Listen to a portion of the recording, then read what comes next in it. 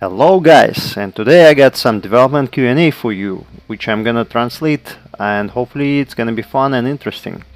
So this Q&A comes from Max Chuvalov. He was a product manager for World of Tanks, and here we go.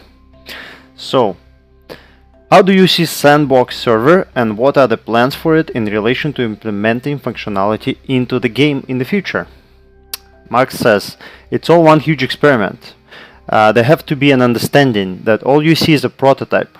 We are collecting feedback from players, bloggers, clans, etc. and send it to Game Balance team. From there on, the next prototype stage takes place. How long will the Sandbox server be up for? When will it close? So Max says, Sandbox opened up in June, and it will last during all of the Balance 2.0. After it, if players like this format, we will keep it further for future testing. Sounds like a good idea. How will you evaluate the success of Sandbox experiment? Will it be public opinion, bloggers, players, voting, etc.? Who will have the final say? And Max says that they understand the complexity of this endeavor, and we'll take all things into consideration, like server statistics, player feedback, bloggers feedback, our own feeling. It would not be correct to say that someone will make one decision. Decision will come naturally from all of the above sources. We will ask the players what they like and what they do not. First and foremost, it's their game. Will you implement changes in one shot approach, or will you phase it out? We will implement certain things that are ready first. RT, for example, a matchmaker. Once players are happy, we will implement it into the game. The total rebalance would have to be done in one shot though.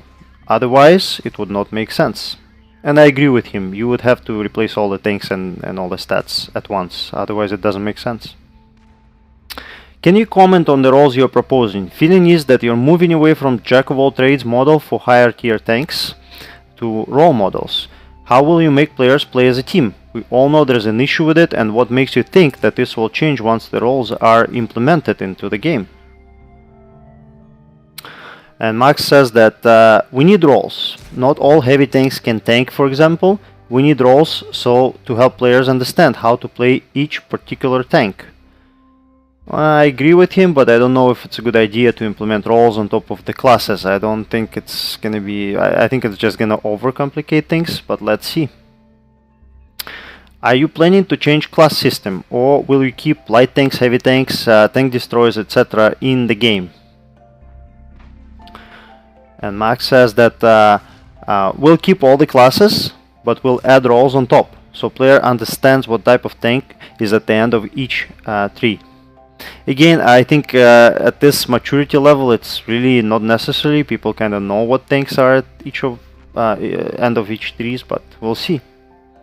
Will artillery have heat or APCR ammo, or just HE like it does now on Sandbox server? And RT is always a big issue for everyone. So Max says it's too early to give an answer to that now. We will take a look and we'll try different combinations. And I really welcome that. They really need to balance artillery out. I mean, they reposition it from damage dealer to something else. So hopefully they will take a really cautious approach to it. Now we got a limit of 5 artillery in the game. What is an issue with lowering that number to say 3? I think it would still allow squads, so I think it's a good idea. And he says that we will try different combinations.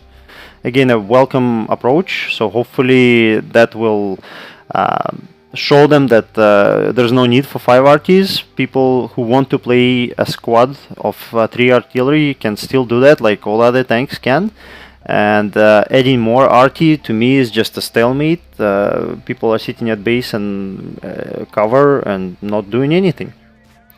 So same question goes for cases where we get 10 tank destroyers, tier 10 especially, on one team. It prevents active gameplay as a players. We are afraid to make a move. Are you planning to change the matchmaker to fix that? And again, this is a very big issue right now with the matchmaker. A lot of TDs, a lot of stalemates. Hopefully that will change. So he says it would not be a rational decision to limit certain classes like that. It really depends on the region, and it does change all the time. We do not want players to wait in lines for far too long. I tend to disagree with him, but maybe he has some server statistics which we don't know about, and he sees that there are fluctuations in what people prefer, and if you limit certain class, then people would wait for far too long. I don't know. Hopefully they'll figure this out, because it is a problem right now. Next question is, VR is developing really quick. What are your plans? And the answer is, we are working on prototypes. It takes time and effort to support all the existing devices on the market. For now it's not a priority, but we will be ready when this stage is ready.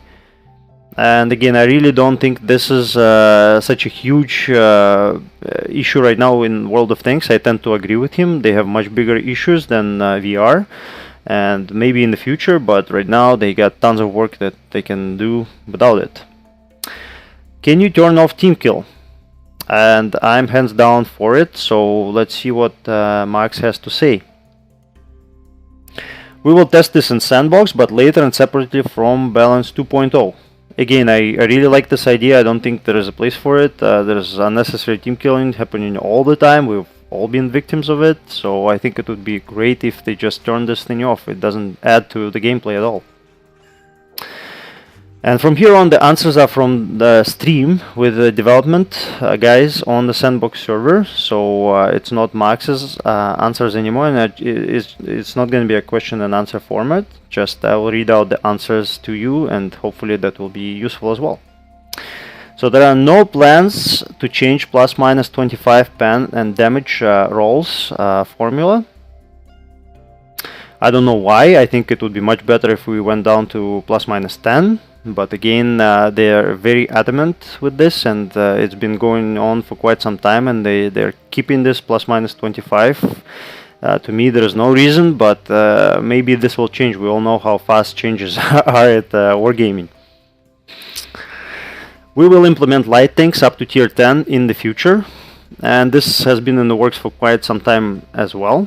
So they will rebalance all the light tanks, I guess from tier 5, 6 up, and create a few more tiers after tier 8. I think it would be good. More tanks, more gameplay, more fun. So welcoming change. Limited number of premium ammo on a Sandbox server is an experiment. We will show, time will show if it's something that we want to keep or not. Again, right now it's too early to say, so we need to find out what the balance is going to be, and then we'll figure out the ammo. There might be an extra bonus in experience for debuffing done by artillery hit. I don't think it's a bad idea. If artillery is going to stop one-shotting people, why not? They need to get experience somehow, so that would be one of the options. There will be a bonus for tanking. Formula was wrong, so it was removed for further testing. And this is something that they've been doing for a very long time. Players asked for it, and I don't know what the issue is, but hopefully they can sort it out fairly soon, because we all need it. We do not understand that some tanks. We do understand that some tanks will stay as hybrid tanks. Good example is E50. We are not planning to change that. And again, that's good. Some lines are merged, and that's fine, so some tanks are heavier, some are faster. It's cool. The changes on Sandbox server will keep on happening every 1.5 to 2 weeks.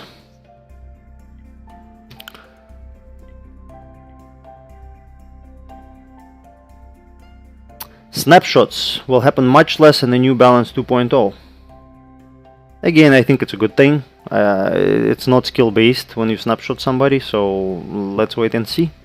It's definitely going to be less fun driving your KV2s, but what the hell. Next 3 will be Swedish tanks. Top tank will be STRV 103, and sorry, it's a mouthful, and it will feature hydro pneumatic suspension. So these tanks will have no turrets. They're kind of like TD looking tanks, but I'm not sure what kind of role they're gonna assign to them. That's still in discussion, guys. So it's not gonna be a TD, not a heavy tank, we don't know yet. And the main feature of the new nation will be gun depression. It will be minimum of -10 and go up to -15 or even more. It will be fun to see how this will play out. I mean, -10, -12 is an awesome gun depression already, and if they get to -15 and even more, I can't even imagine the possibilities, so can't wait to see that. So that's all I have for you guys today. Hopefully you've enjoyed this video. Hopefully it was useful for you, and you get some nice information out of it. I'm gonna keep on doing this kind of videos in the future. So basically I have access to all the public forums and everything in Russian, right? And I can translate them for you. There's a lot of information there which never leaks out to the Western servers. Basically it never gets translated, and this kind of info I feel would be useful to everyone. So I can't wait to see you guys in the future. Hopefully you will subscribe, and I will do these videos as often as I get some news, as there's some news rolling out on the publics, and any announcements that I made, I will be happy to present them to you. So thank you very much for watching this video. Subscribe, give me a like, and comment. Tell me what you would like to see, where I can improve, and I'll be happy to see you again soon. Thank you very much. Bye.